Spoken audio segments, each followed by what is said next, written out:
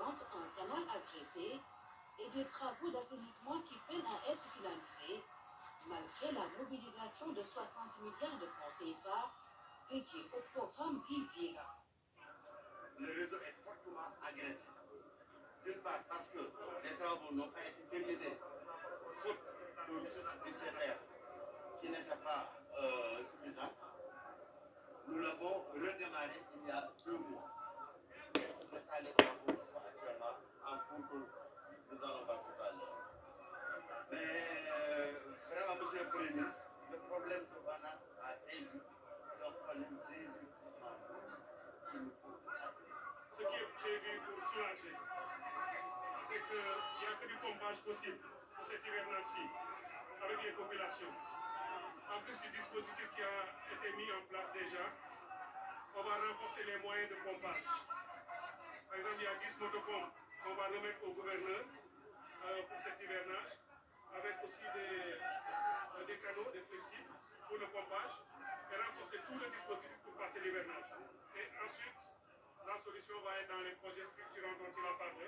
Et comme ça, aussitôt après, on termine la station et tout ce qui va autour. Pikine est populeux, 100 000 habitants, dont un échantillon représentatif est sorti appuyer les doléances. Les habitants ont pu compter sur un Premier ministre qui partage leur peine et qui exige des comptes. Les 60 milliards, où est-ce qu'ils ont été enfouis? Il me faut un rapport, une étude détaillée. Parce que vous ne pouvez pas avoir 60 milliards pour me dire que c'est consommé, et qu'aujourd'hui, on soit encore dans cette situation. La station même n'est pas construite. On est obligé de trouver des solutions de fortune. Moi, je pense qu'il nous faut avoir beaucoup plus de rigueur dans la manière d'indexer ces questions-là. Et de ne pas venir trouver une situation qu'on essaie de légitimer quelque part, on absout les gens et on avance. Avec 60 milliards, on devait avoir des résultats. Or, de ce que je comprends, le résultat n'est là nulle part. Ni à Touba, ni à Pikine, ici à Saint-Louis, ni à Kaolack, ni ailleurs. Où est-ce qu'ils ont mis l'argent? Donc faites-nous ce travail. Nous allons continuer. Nous allons faire ce qu'il y a à faire. Nous allons essayer de mettre des moyens. Mais on ne peut pas aussi passer par perte de profit ce qui a été fait ou comment ça a été fait.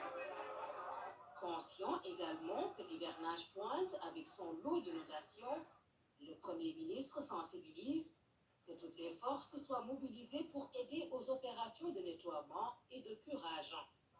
Pas aussi populaire que Pikine, mais tout de même très peuplée, l'université Gaston Berger de Saint-Louis fait également face à des problèmes d'assainissement.